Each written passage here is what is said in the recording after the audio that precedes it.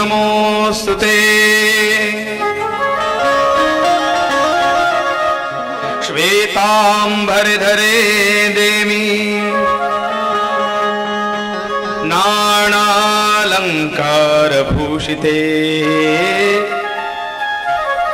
जगत्स्थिते जगन्माते महालक्ष्मी नमोस्तुते। महालक्ष्मी नमोस्तुते। या देवी सर्वभूतेषु लक्ष्मीरूपेण संस्थिता नमस्तस्यै नमस्तस्यै नमस्तस्यै नमो नमः। नमस्तस्यै नमस्तस्यै नमस्तस्यै नमो नमः। ओम महालक्ष्मी नमो नमः। श्री महालक्ष्मी नमो नमः। जय महालक्ष्मी नमो नमः। जय जय लक्ष्मी नमो नमः। महालक्ष्मी नमो नमः। जय महालक्ष्मी नमो नमः। जय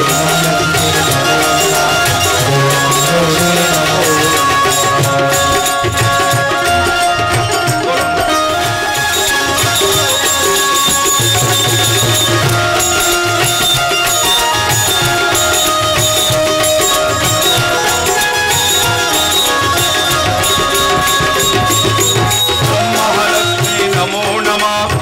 महालक्ष्मी नमो नमः। जय महालक्ष्मी नमो नमः। जय जय लक्ष्मी नमो नमः। जय महालक्ष्मी नमो नमः। जय महालक्ष्मी नमो नमः। जय जय लक्ष्मी नमो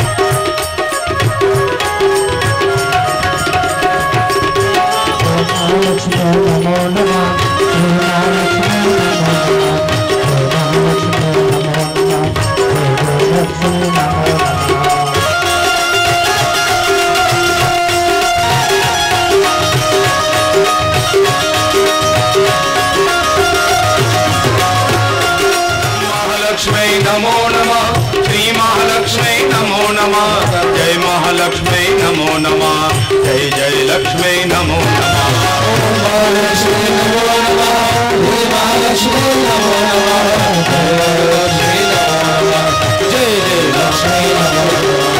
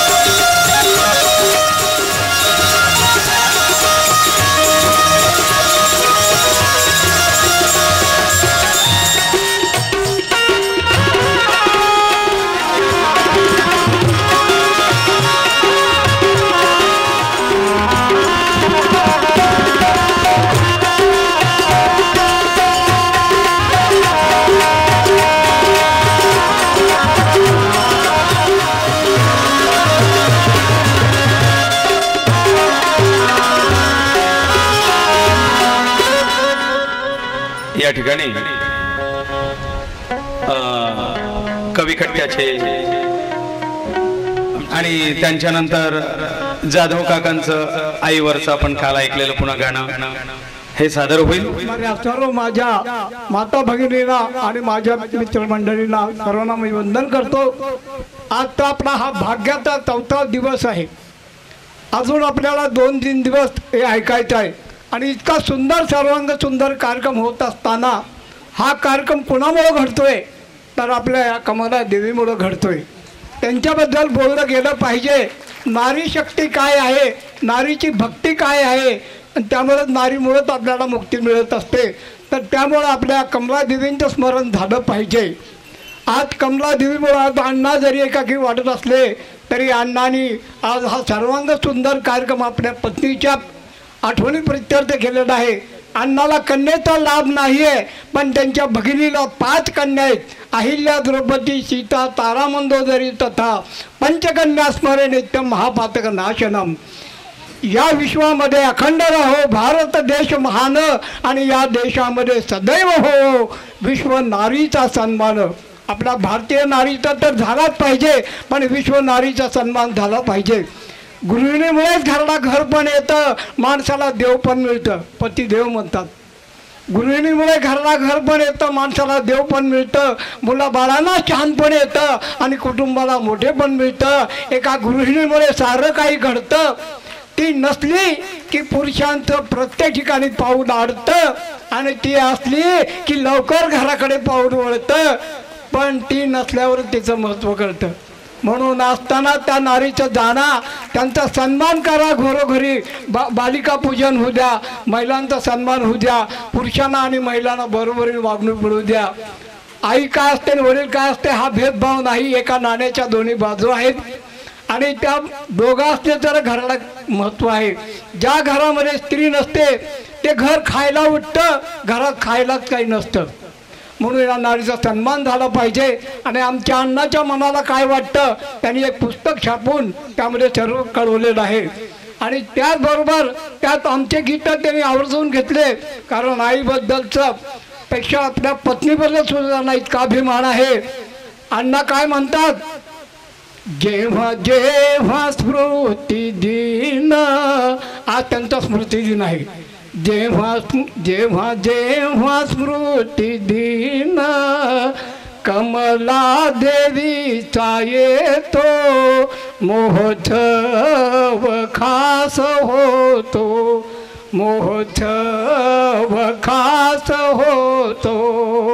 जेव्हा जेव्हा डोळे भरूनी सारा परिवार मी पाहतो, महोत्सव खास होतो. सुवर्णाच्या पावलानी कमला आली संसारी, सौभाग्याचं लेण लेऊन गेली ती देवा घरी. देवुनी सर्व काही ती या जगात नाही, विरहाचे गीत गातो, महोत्सव खास होतो. आणि त्यांची 3 मुलं, आज्ञाधारक मुलं, जे आईवडिलाला पाय पडल्याशिवाय घर सोडत नाहीत आणि इतके भाग्यवान की त्यांना मिळालेला त्यांच्या पत्नी सुद्धा तितक्या सुंदर, दिसायला सुंदर आणि स्वभावाने त्याचे सुंदर. असं हे अण्णांचं कुटुंब आहे आणि आपण आदर्श घेतला पाहिजे. प्रत्येकाच्या घरी असले कार्यक्रम झाले पाहिजेत. तुम्ही असे कार्यक्रम अवश्य घ्या, काही लागत नाही. आज अण्णा लाखो रुपये का खर्च करतात, आज आपल्याला लाख रुपये देऊन असा कार्यक्रम मिळणार नाही. इतकी अमृतवाणी ऐकायला मिळालं नाही. महाराजबद्दल काय बोलावं. भारतीय संस्कृतीला संस्काराचं कोंदण आहे, सागराला मर्यादेचं बंधन आहे, निस्वार्थ समाजसेवेला देहाचं चंदन आहे आणि निस्पृह प्रेमाला हृदयाचं स्पंदन आहे आणि घनश्याम या नावामागं चारित्र्याचं गोंधन आहे. आणि अशा या महामुनीला आमचं, महागुरूला आमचं मानाचं त्रिवार वंदन आहे. अभयच्या मनाकडे पाहिल्यावर अभयचं मन काय म्हणतंय, घडी घडी येते आई तुझी आठवण, घडी घडी येते आई तुझी आठवण, तुझ्या कृपेने लाभले माझं मोठेपण, पूर्वजन्माची पुण्याई तुझ्या पोटी जन्मा आलो, अण्णांच्या आशीर्वादाने जगी धन्य धन्य झालो, जन्मदात्याच्या चरणी घालू लोटांगणा, जन्मदात्याच्या चरणी घालू लोटांगणा, घडी घडी येते आई तुझी आठवण, उदरात 9 मास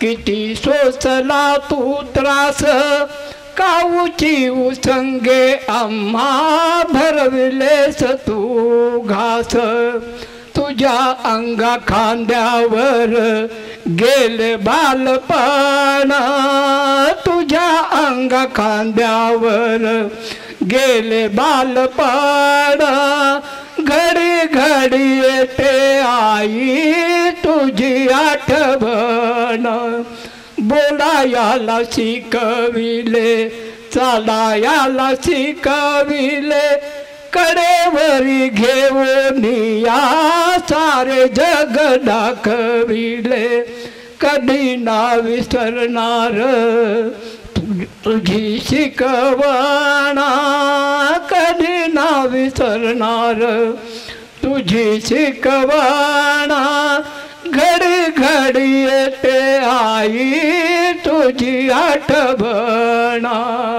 आणि शेवटी काय म्हणतात,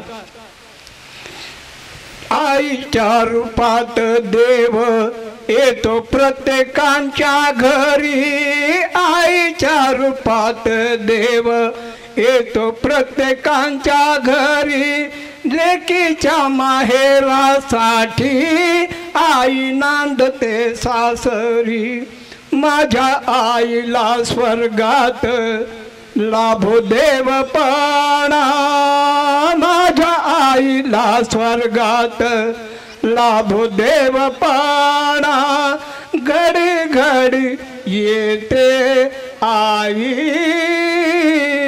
तुझी आठवण. जशी आई तसा बाप, बाप असो तो रे कसा, पाण्यामध्ये मासा जसा, त्याच्या डोळ्यातील थेंब कोणा दिसणार कसा, बापाच्या डोळ्यातला थेंब दिसत नाही, तो रडू शकत नाही, त्या बापाला माझं वंदन करतो. आणि शेवटी ईश्वर आहे म्हणून आपण आहोत, म्हणून म्हणतो या विश्वाचा तो निर्माता, सृष्टीचा पालन करताय, किती उंच उंच हे पर्वत, किती खोल अथांग हे सागर, घनदाट हिरवी जंगल, निळे निळे विशाल अंबर, या विश्वाचा तो निर्माता, सर्वांचा एक देव, सारे विश्वचे ज्याचे गाव, जिथे सर्व धर्म समभाव, तिथे राहतो शंभू महादेव. तर अशा प्रकारे अण्णा शंभू महादेवासारखे, अण्णा तुम्ही एकटं समजू नका, आम्ही तुमच्या पाठीशी आहोत, एवढा परिवार तुम्ही जमवलेला आहे. आणि श्याम गुरुजी तुमची अमृतवाणी आम्ही लक्षात ठेवू. या संगीतकारांना काय मंत्रमुग्ध केलं आहे, या कलाकारांचं कौतुक होणार आहे. आणि मी कवी कट्ट्यातर्फे सर्वांचा सन्मान शेवटच्या दिवशी करणार आहे. तर आमच्या अरुण दादाला काय म्हणायचं मी देतो. महाराज कृपया आमच्यासाठी थोडं सहन करा.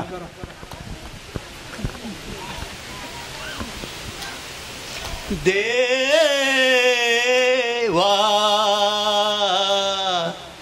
देवा क्षणभर उघड नयन देवा, क्षणभर उघड नयन देवा. आज कमल माऊलीचा पुण्यस्मरण दिन आहे, तर त्या दृष्टीने त्यांना श्रद्धांजली म्हणून हे गीत मी सादर करतो. आई आई नित्य स्मरण होई क्षणोक्षणी पुण्य स्मरण होई निर्मल प्रेमळ कमल माऊली निर्मल प्रेमळ कमल माऊली कल्पवृक्षाची जणू सावली माया ममता प्रेम जिव्हाळा दिसे ठाई ठाई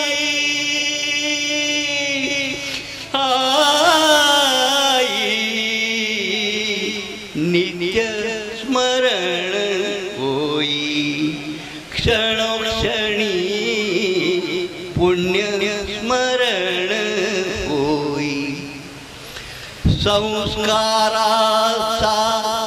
देऊन ठेवा संस्काराचा देऊन ठेवा देवाजीच्या गेलीस गावा जसे पाखरू पिंजरा सोडून दूर उडून जाई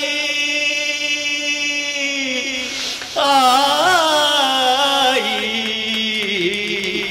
नित्य स्मरण होई क्षणोक्षणी पुण्य स्मरण होई चंदना परी देह झिजविला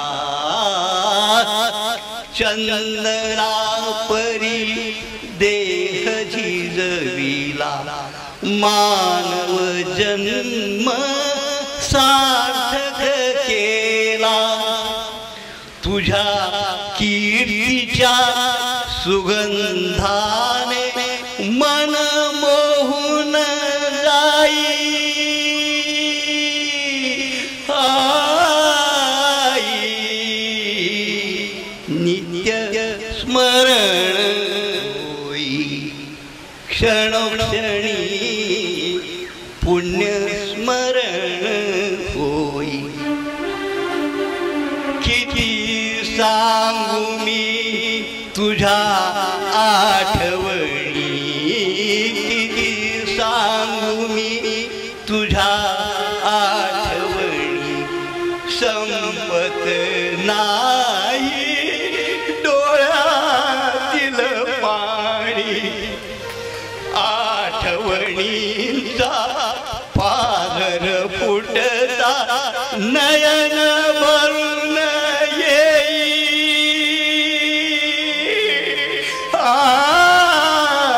आई नित्य स्मरण होई क्षणोक्षणी पुण्य स्मरण होई जन्मभर तू केलीस भक्ती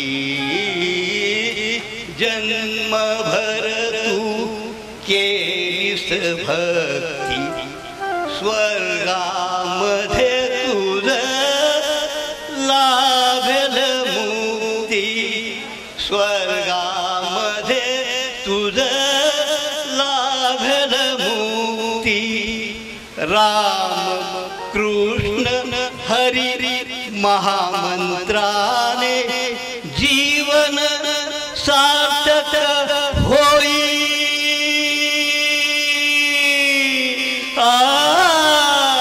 आई नित्य स्मरण होई क्षणोक्षणी पुण्य स्मरण होई.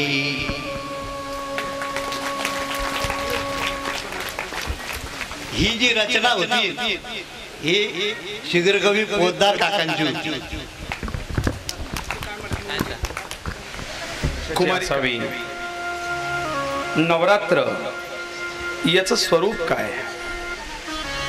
कालरात्री, महारात्री, मोहरात्री यांचं महात्म्य. यम यम चिंतयते कामम तम तम प्राप्नोति निश्चितम. परम ऐश्वर्यमतुलम प्राप्स्यते भूतले पुमान. जे जे ज्याला ज्याला अपेक्षित अशा कामना आहेत त्या त्या परिपूर्ण पूर्ती करण्याकरता भगवती समर्थ आहे. रक्तचंदन संमिश्रै कोमलैर्बिल्वपत्रकै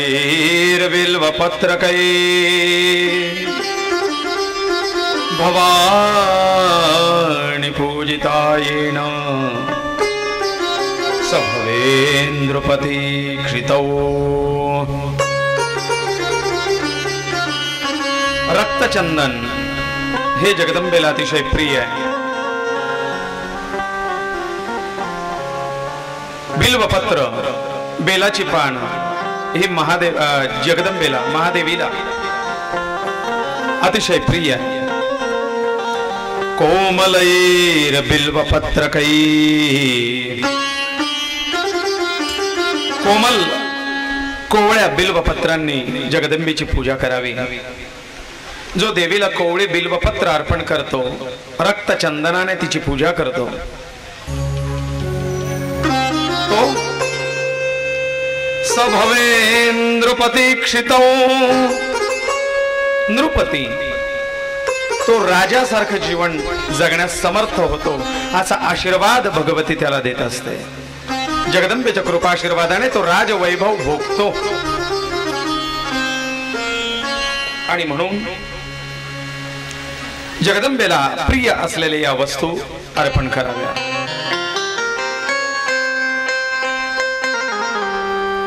कुंकुमार्चन हा एक प्रकार देवीला प्रिय आहे. देवीच्या नामावलीने त्या 28 अष्टोत्तर सहस्र नामावली आदि भगवतीच्या एक एक नावाने थोडं थोडं कुंकू देवीवरती अर्पण करत चलावं. त्या प्रतिमेवरती अर्पण करत चलावं. त्या श्रीयंत्रावरती अर्पण करावं. याला कुंकुमार्चन असं म्हणतात.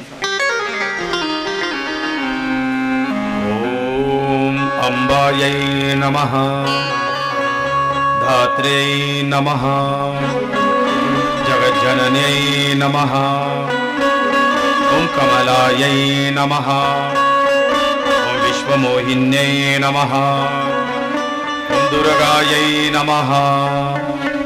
याप्रमाणे एकेका नावाला देवीला ते कुंकुम अर्पण करत चालावं. हा कुंकुमार्चन, फलार्चन, पुष्पार्चन, हिरण्यार्चन असे अनेक प्रकारची अर्चना आपण देवीच्या नावाने करू शकतो.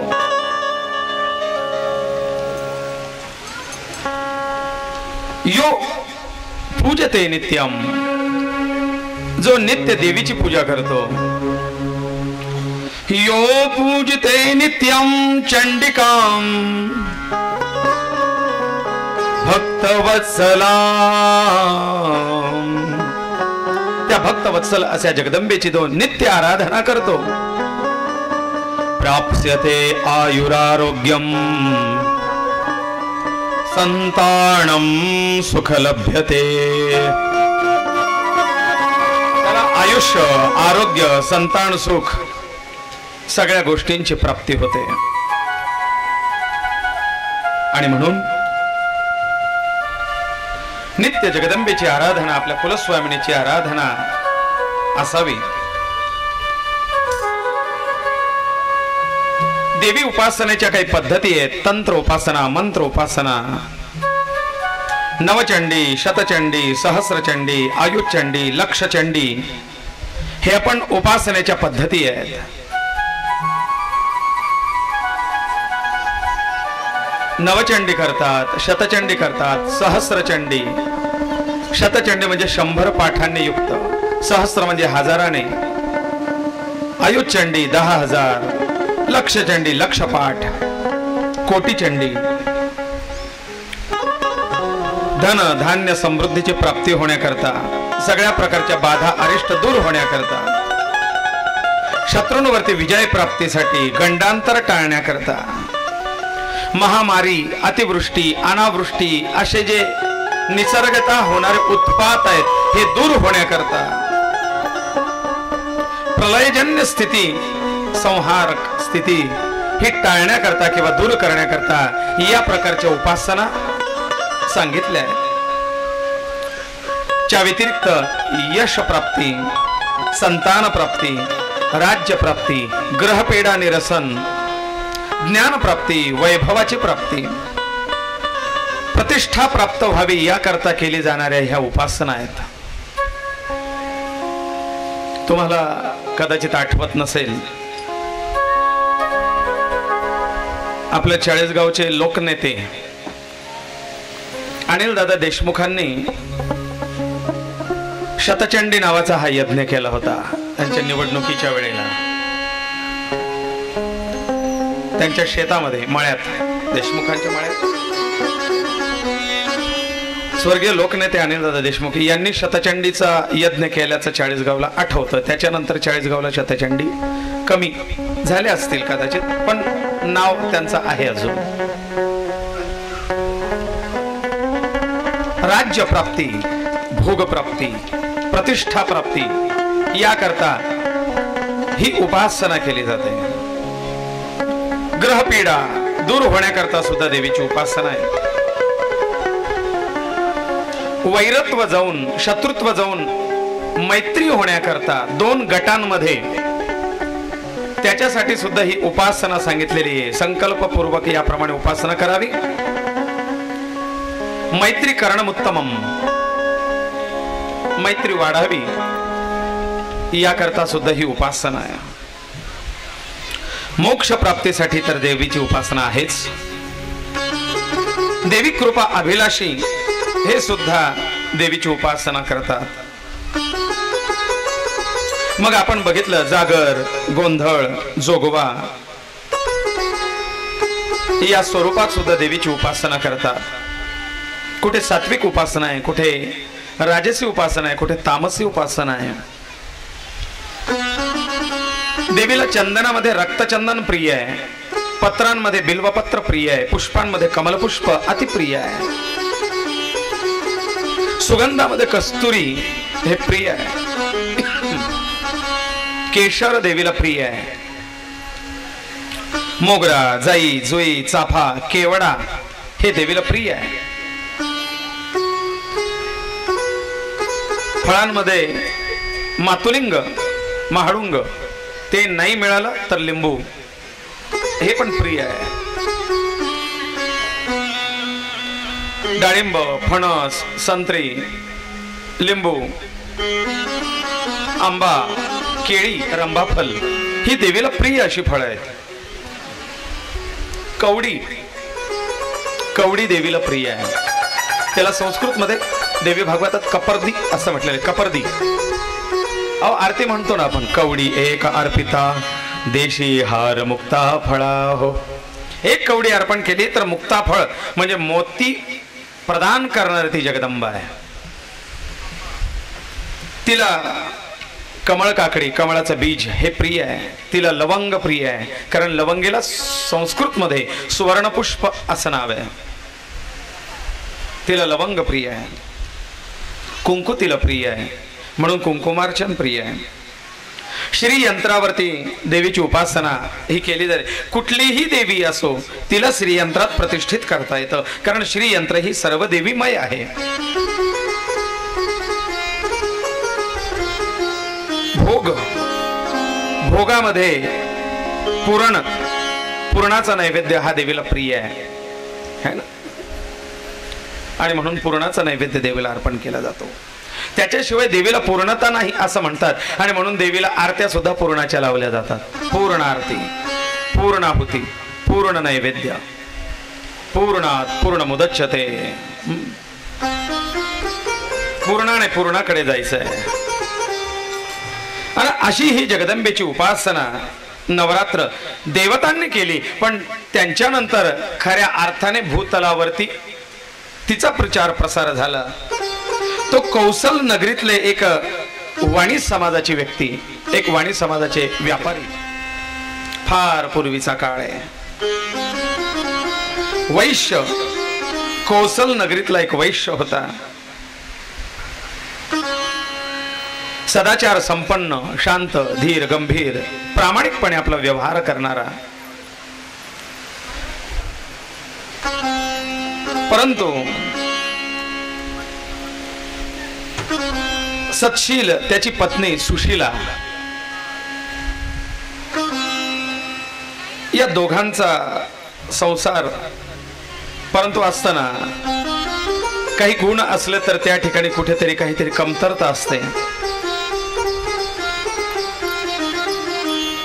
सगळं काही होतं, परंतु याच्या अंगी क्रोध आणि उन्मत्तपणा होता. त्या संपत्तीचा, त्या व्यापाराच्या, त्या प्रतिष्ठेचा थोडा अहंकार त्या ठिकाणी होता.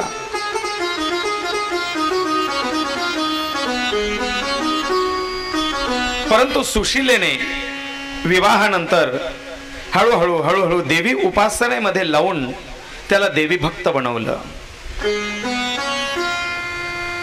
ती नेहमी त्यांना सांगत असे, अहो देवीला जो बळी देतात ना, तो बळी म्हणजे आपल्या क्रोध रूपी असुरत्वाचा बळी आहे. क्रोध रूपी पशु हा देवीला अर्पण करावा. तो क्रोध नसावा. अहंकार रूपी हा पशु आहे, जड आहे, तो विनाशक आहे, हा देवीला अर्पण करायचा असतो. मोहमहिषासुर मर्दनाला गुणी, हा क्रोध, मोह, अहंकार हे षडविकार देवीला अर्पण करून द्यायचे आहेत. याचा बळी देवीजवळ द्यायचा आहे.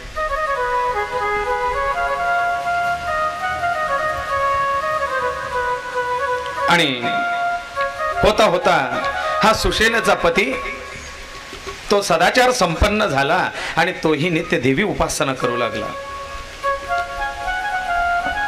परंतु त्याच्या या प्रामाणिक व्यवहारामुळे त्याला नेहमी व्यापारात कोणी ना कोणीतरी फसवून जायचं, कोणीतरी बुडवून जायचं. एकदा त्याच गावामध्ये एक यात्रस्थ पंथस्थ एक ब्राह्मण तीर्थयात्रे करू आला. सुशीलेने त्यांचा आदर सत्कार मान सन्मान केला आणि त्या ब्राह्मणाला सांगितलं, गुरुजी आमच्या ह्यांचा स्वभाव पूर्वी फार वेगळा होता, परंतु त्यावेळेला सगळं काही सुबकता होती. आता ते नेमकं अध्यात्माला लागलेत आणि त्यांच्या या सरळ स्वभावाचा लोक फायदा घेऊ लागलेत. बघा ना, त्यांच्या व्यापारात, व्यवहारात, व्यवसायात नेहमी नुकसान होत आहे. आम्हाला या घर संसारामध्ये धनधान्याची वृद्धी व्हावी, घर परिवार गृहस्थ व्यवस्थित चालावी, याकरता काही उपासना सांगा. त्यावेळेला त्या ब्राह्मणाने ही नवरात्रीची उपासना या वैश्याला दिलेली आहे. गुरुजी माझी मुलगी आता उपवर झाली आहे, तिचं लग्न करायचं आहे, पण ह्यांच्याजवळ आता त्याच्यासाठी पुरेसा पैसा नाही. गुरुजी आमचा मुलगा चांगल्या शाळेत शिकायला टाकला होता, परंतु त्याला आता फारसा शिक्षणाला पैसा नाही, म्हणून तो मुलगा घर सोडून निघून गेला आहे.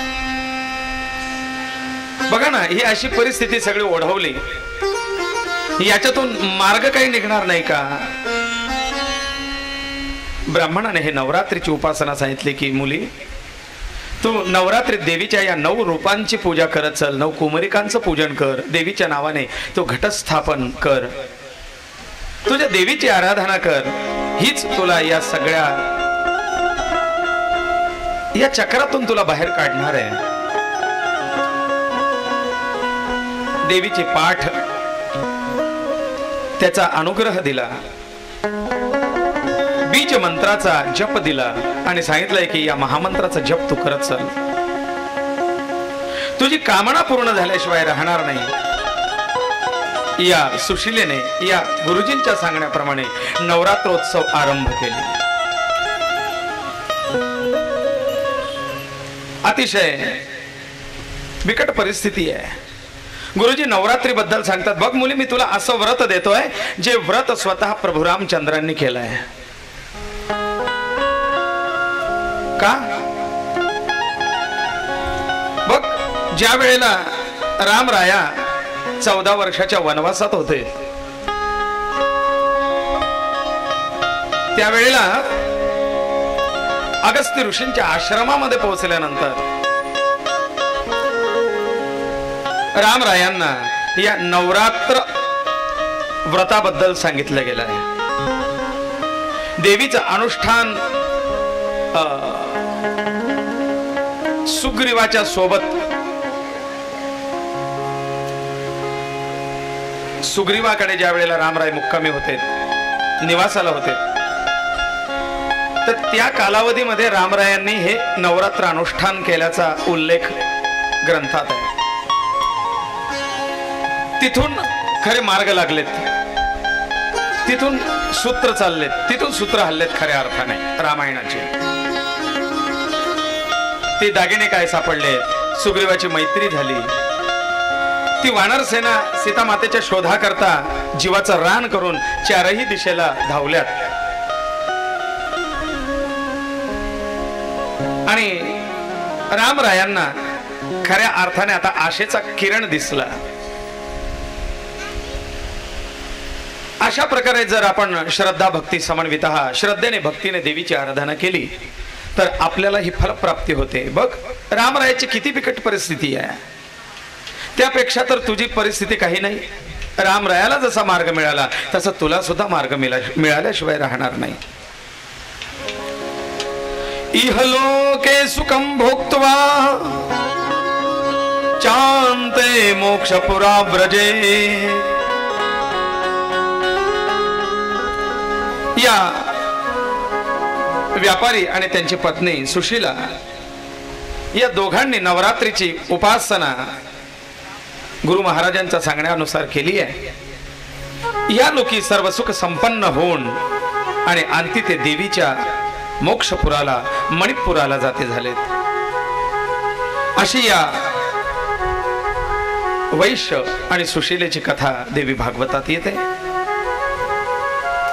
मुनी विचारतात की ही जी नवरात्र आहे ही नवरात्र कशी आहे. बघा या नवरात्रीत या त्रिदेवीची उपासना आहे. कोणी महाकालीची, कोणी महालक्ष्मीची, कोणी महासरस्वतीची. आपण सुद्धा या नवरात्रीची उपासना करूया. घट मांडलाच आहे. देवीच्या या 3 रूपांची आराधना उपासना करू, नवरात्र साजरी करू आणि मग कुमारिका पूजनाची तयारी करू. उद्या राम आणि कृष्ण यांच्या जीवनामध्ये भगवतीचं स्थान काय याबद्दल उद्या जाणून घ्यायचं आहे. जमलं तर लवकरात लवकर 3:30ला येण्याचा प्रयत्न करा, कारण माझ्या हातात असलेल्या 3 तासातून अर्धा तास कवी महोदयांनाही द्यावा लागतो. तुम्हाला असं होऊ नये की कथा अपूर्ण राहते की काय, कथा अपूर्ण राहते की काय, म्हणून आपली कथाही पूर्ण व्हावी. कवी महोदयांचं मनोगतही आपल्याला ऐकता यावं, त्यांच्या सुरस सुमधुर त्या कविताही आपल्याला आनंद घेता यावा. याकरता वेळ इकडेही वाढवायचा नाही, कथाही पूर्ण करायच्या आणि कवी महोदयांच्या कवींना आणि त्या मनोगतांनाही न्याय द्यायचा. याला मार्ग एकच आहे, आपण थोडं लवकर यायचं. आपण जर 3:30ला आरंभ केला तर आपण 6:30 पर्यंत आपल्या कथा 6:30 पावणे 7 पर्यंत करून कवी महोदयांना सुद्धा कुमारिका पूजनाच्या आधी आपण वेळ देत चालू. म्हणजे सगळ्या गोष्टी साध्य होतील. महाकाली, महालक्ष्मी, महासरस्वती 3 देवींची उपासना आणि नवरात्र.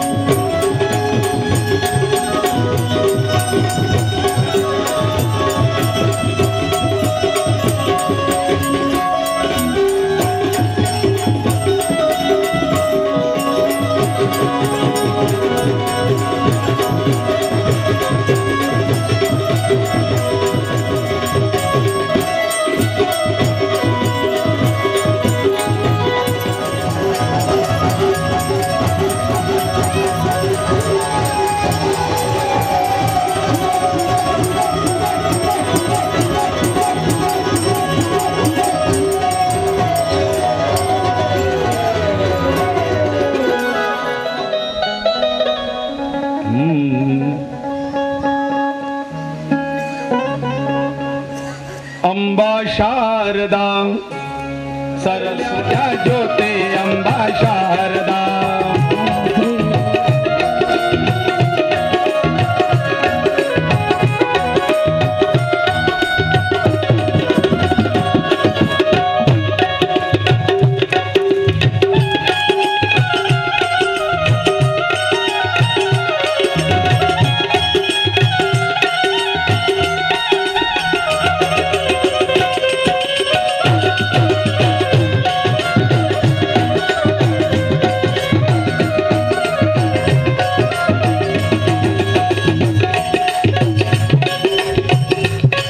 गंध अक्षता पुष्प फळे धूपाचा परिमळ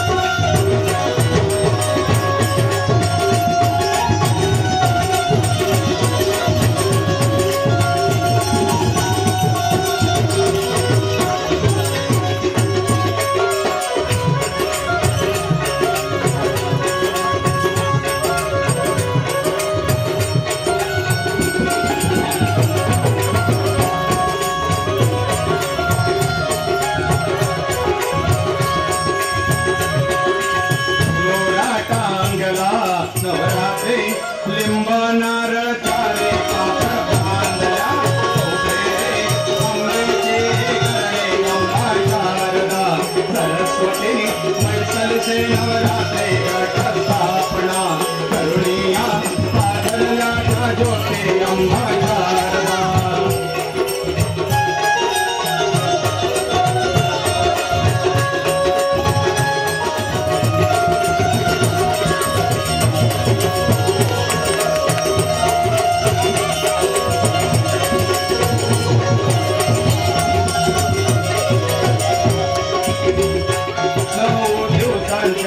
नवरात्रे पूजा करे मंत्र बोले बाबा रे नीलकंठ चित्र काढले नीता अंबा शारदा सरस्वती पैसले नवरात्रे घट स्थापना करुणिया पाधरल्या त्या ज्योती अंबा शारदा सरस्वती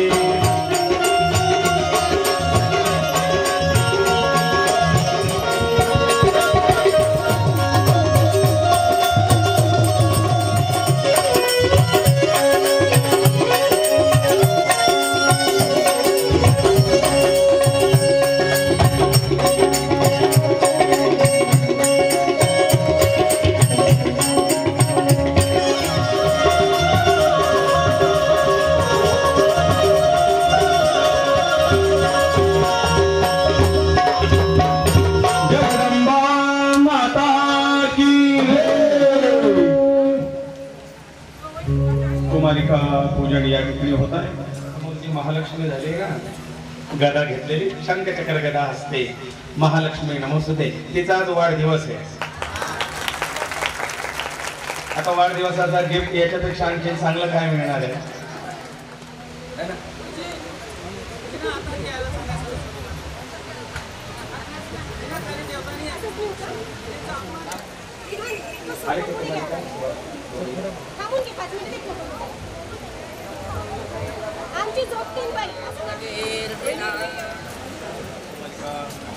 कुमारिका पूजनानंतर लगेच आरती होईल. आरतीनंतर टप्प्याटप्प्याने भोजनाला जायचं. विद्युतिमिन्दु किरीटां तुङ्गकोचां नयनत्रय युक्तां मेरामुखीं वरदाङ्कुशपाशा भीतिकरं प्रभजे भुवनेशीं भीतिकरं प्रभजे भुवनेशीं.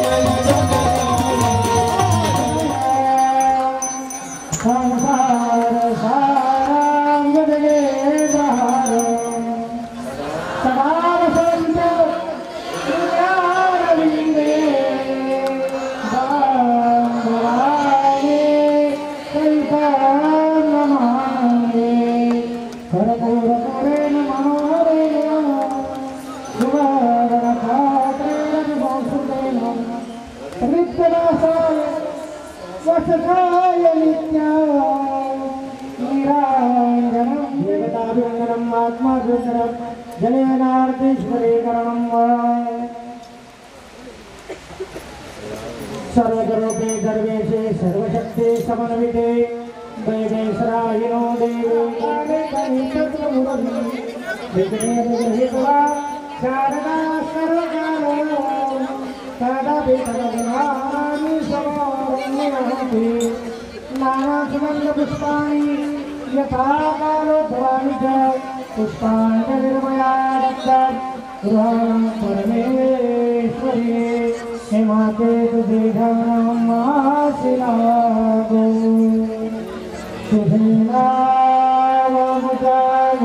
तुझेनावमुखाशिवो हेमाते तुझेयामि दासानुदासते तुझ्यातरास भोला कुलस्वामिनी आशापुरी माता की जय स्वामिनी आई आशापुरी माता की जय क्षणोक्षणी पुण्य स्मरण होई निर्मल प्रेमळ कमल माऊली निर्मल प्रेमळ कमल माऊली कल्पवृक्षाची जणू सावली माया ममता प्रेम जिव्हाळा दिसे ठाई ठाई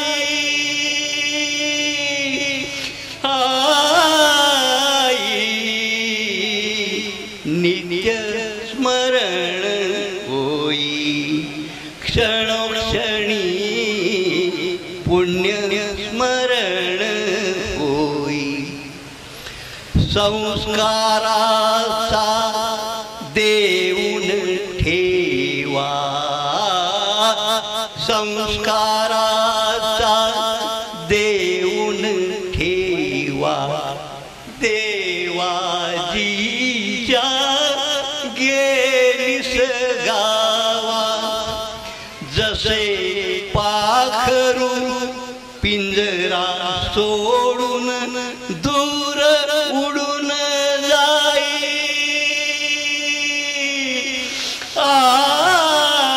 आई नित्य स्मरण होई क्षणोक्षणी पुण्य स्मरण होई चंदना परी देह झिजविला चंदना परी देह झिजविला मानव जन्म सार्थक केला तुझ्या कीर्तीच्या सुगंधाने मन मोहून जाई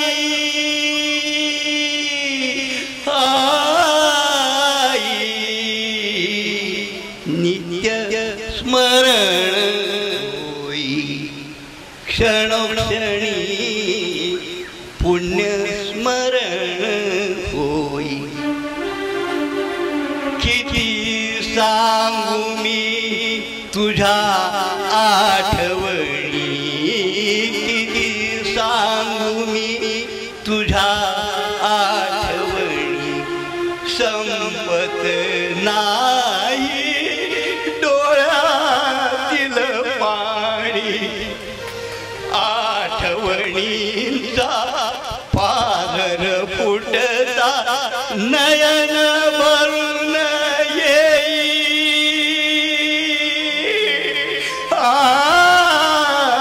आई नित्य स्मरण होई क्षणोक्षणी पुण्य स्मरण होई जन्मभर तू केलीस भक्ती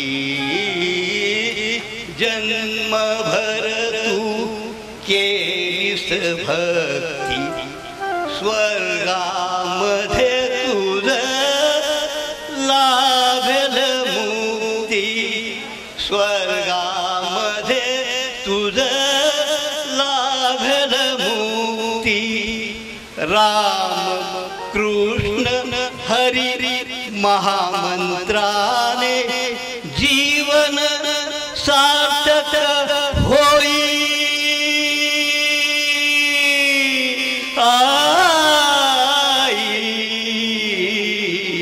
नित्य स्मरण होई क्षणोक्षणी पुण्य स्मरण होई.